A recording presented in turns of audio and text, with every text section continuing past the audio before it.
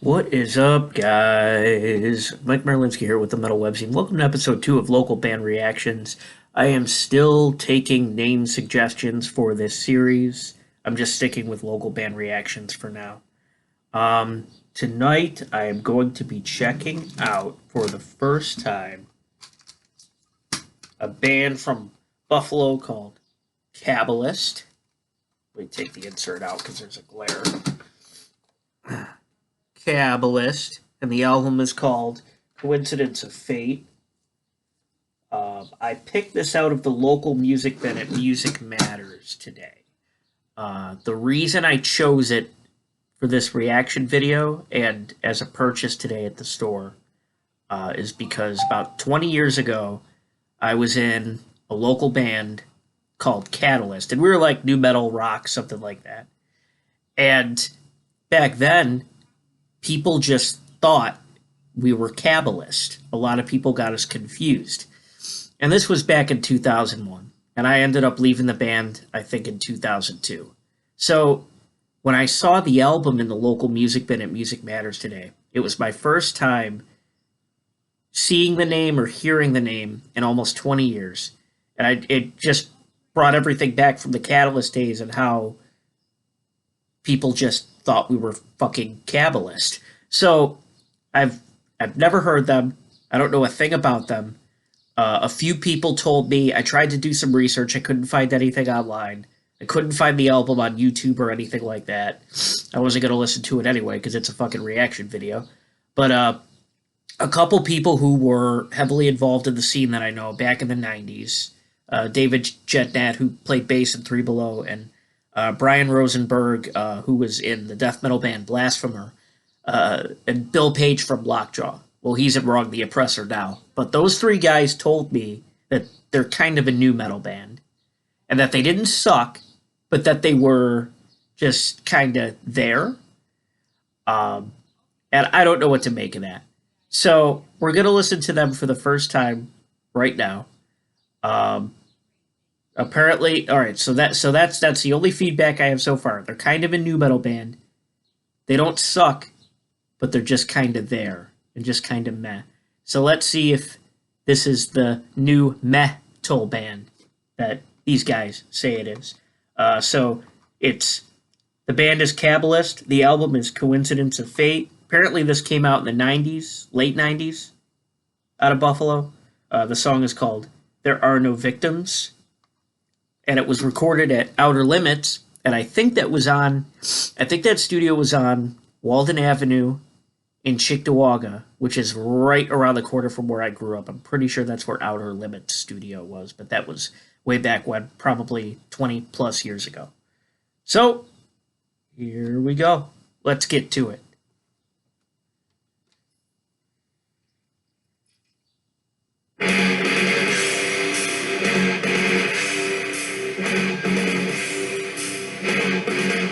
So far, so good.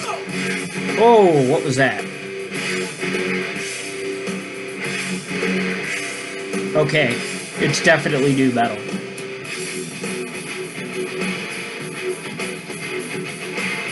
But it's still metal, so it's allowed to be here.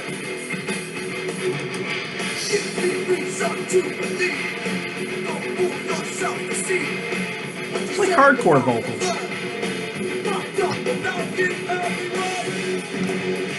It's like... Oh, okay, I hear it now. I like the mob chants. The riffs are a little too simple for me, but like, it's got some bounce to it. I like the bounce.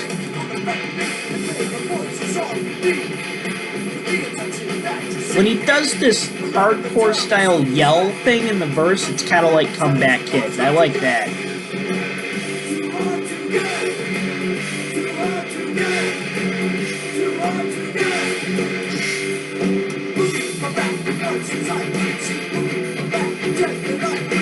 And right here, he's going a little quicker. He's got a little more like rap influence in his voice. It almost reminds me of when Louis was singing in Step.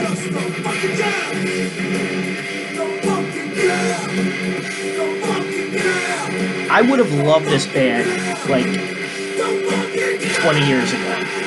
I would have loved this band when I was 16. Back when I was going to see Stem at show place, I would have loved this band. Back when Louis was the singer, when they were more like rap, metal oriented, whatever you want to call it. Like when Dead to Me was the new album.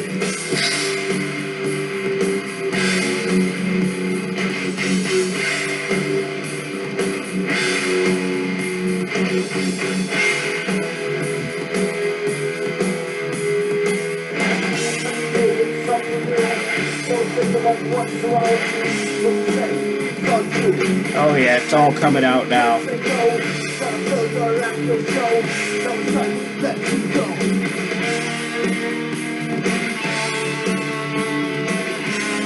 Okay, this little, oh, okay, that was kind of a neat little time signature change with a cool little lead overlay. That was cool. Back to that same simple riff. I mean, yeah, it's not bad.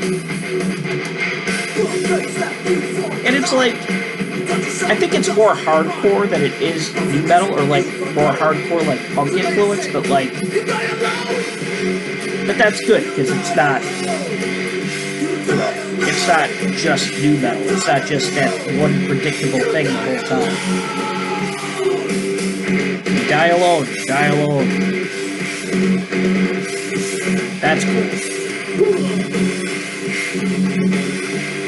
That's cool. Yeah, they do like these, out of nowhere, they'll do these cool little time signature changes. I wouldn't dare call it fraud, but it's just unexpected. It's cool. Okay, so that was, There Are No Victims. Okay. Oh, I don't do the pause thing, by the way. Like a lot of people who do these, they pause. Most people who do these, they pause during the song to talk and then go back to the song. But I'm not even filtering this audio properly. Like, I got a fucking boombox sitting right here. So, I mean, I am just going to talk over the songs until I get my shit together with streaming and whatnot. But yeah, Cabalyst. I finally listened to Cabalyst after 20 years of forgetting that my old band used to be confused with them.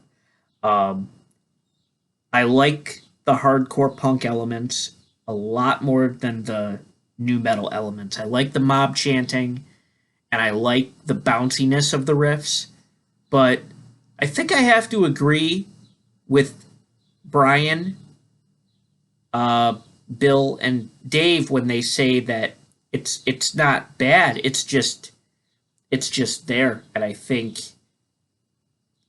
but it worked really well. It probably worked really well at the time, because this stuff sounds incredibly dated to me. And again, like when I was 16, I loved bands like Stem when they were more like rap metal oriented, when Louis was on vocals. So I think I would have loved Cabalyst had I heard them in the late 90s, early 2000s. Not so much now, but like it was cool to finally listen to them and, you know, remember that time in my life and kind of bring closure to the whole thing. All right, so I'm good on that. We'll see you for episode 3. Cheers.